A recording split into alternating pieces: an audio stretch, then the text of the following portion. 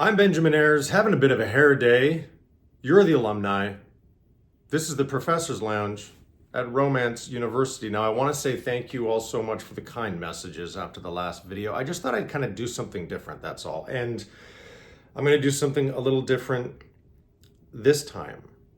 First, I want to start with the whole creativity thing, because many of you have commented or messaged privately or said things about the fact that maybe you're in sciences and you don't feel connected to the creativity part of you. And actually, I would argue sciences is creativity. There's a lot of creativity in sciences.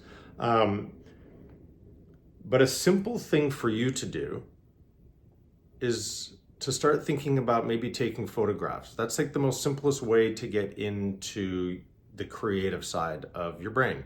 I'm sure you walk around all the time and think that would make a beautiful photo, or you just see the world through photos. I'm saying that you do, it's because I do.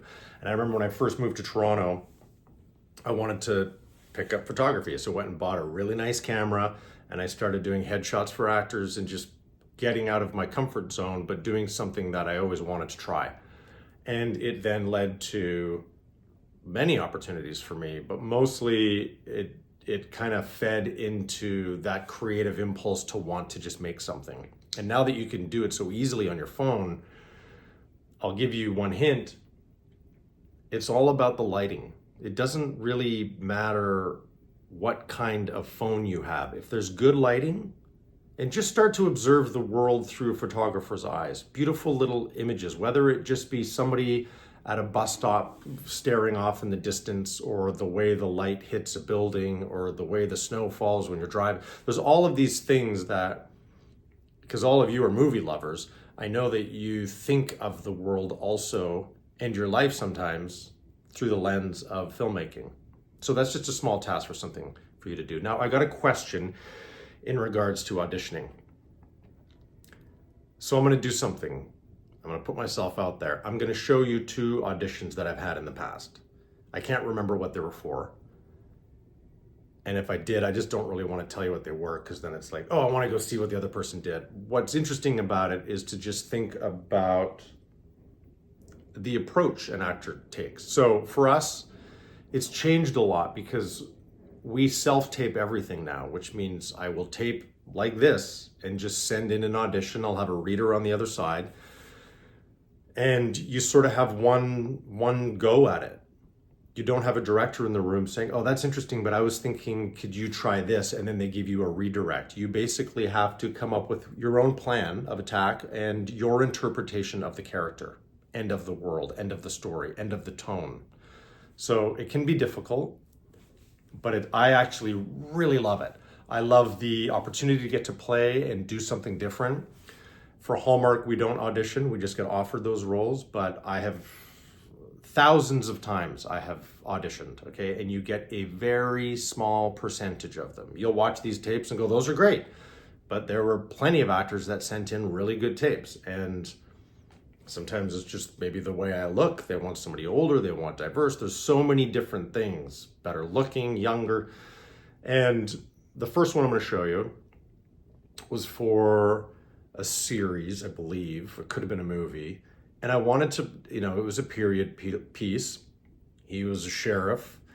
And I really wanted to play a calm, quiet, menacing sheriff. I'm going to show that to you right now. Okay, here we go. Can I help you? I'm looking for a girl. Came in a few nights ago, got a little cut on her back. And you are? Sheriff, Amon County. Where's Detective Nelson? I wouldn't know anything about that. Just here to check up on the girl. Unless you have a court order, we're only allowed to give information to legal guardians and next of kin. Is that so? It is.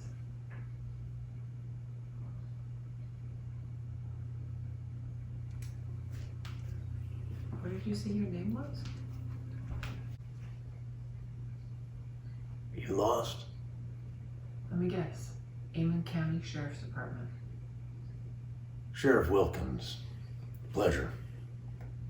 Detective Lopez, Birmingham PD. A little out of your jurisdiction, aren't you? Just looking for some answers. You got any for me? Well, it depends. Maybe you can tell me a little bit about that girl with that pentagram carved into her back. May? We're looking into it. Got a last name? Parents? I'd love to talk to her family. They must be desperate to figure out who hurt that girl. Who carved her up? You're the detective. You tell me. We both know I can't do that until I talk to her people. Don't you think it's a little odd they haven't filed a missing persons report? Well, they're faithful people. Maybe they think that she'll come back on her own when she's good and ready. Could be. But I still need to interview them. Tell you what, how about I interview them and you fight over the questions that you have, and then I'll get the info to your chief. Get those questions right over. I'll be waiting.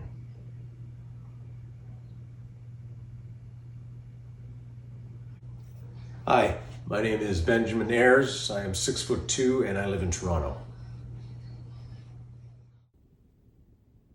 It was a choice.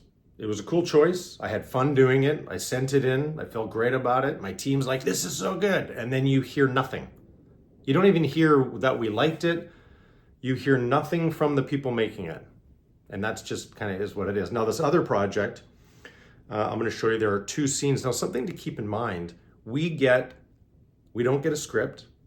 We get the pages for this audition usually, if you're lucky, you get 3 to 4 days. So maybe you'll get it on a Thursday or Friday and it's not due till Monday or Tuesday. But oftentimes you'll get it on Tuesday afternoon and it's due Thursday.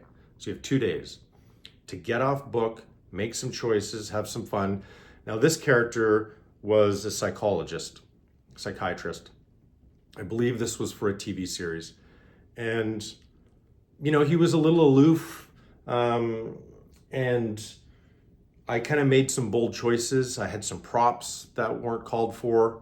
There was, I believe the first scene they did call for pizzas, so I totally added in this whole pizza bit.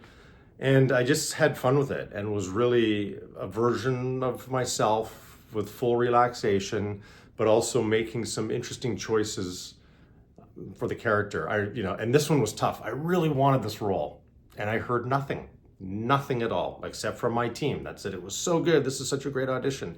And I feel really good about every audition I put out there. So let me show you this one.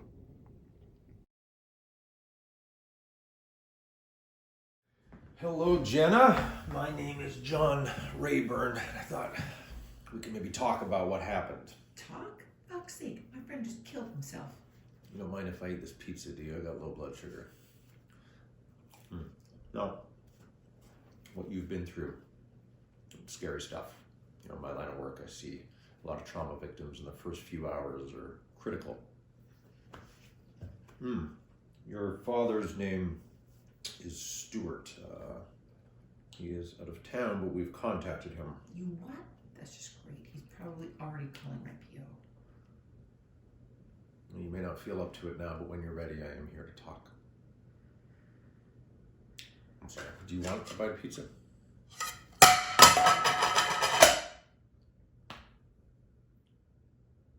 That's good, Jenna. Anger is good. You can scream, cry, or yell, because I'm not leaving. I'm not going anywhere. Makes one of us an asshole.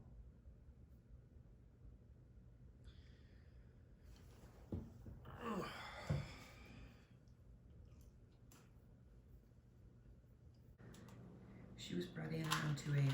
Her car went into a lake. She was underwater almost 7 minutes. Jesus, I won't lie. The next few hours will be critical. We're running tests to determine the extent of cerebral trauma. Are you saying she's brain dead? Not exactly. Just now I logged a nonverbal pattern response.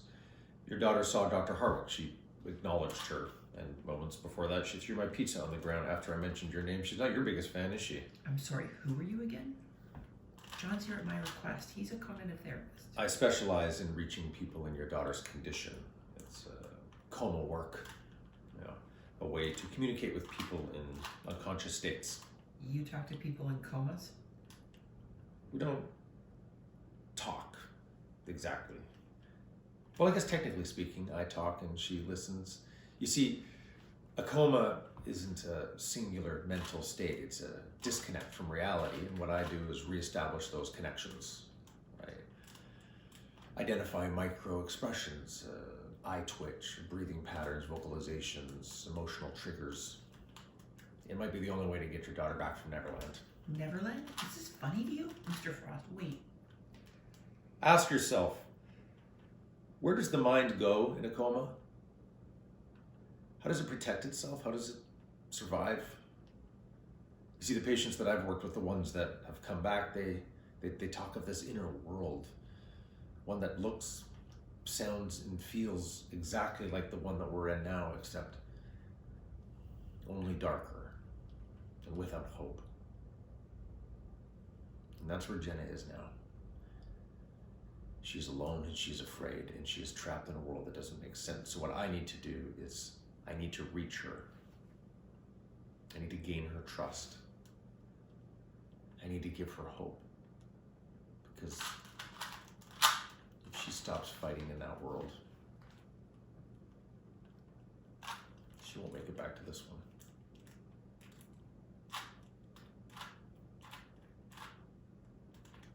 Hi, my name is Benjamin Ayres. I am 6'2" and I live in Toronto. What's that?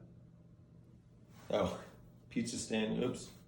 My name is Benjamin Ayres. I'm 6'2" and I live in Toronto. I mean, not bad, right?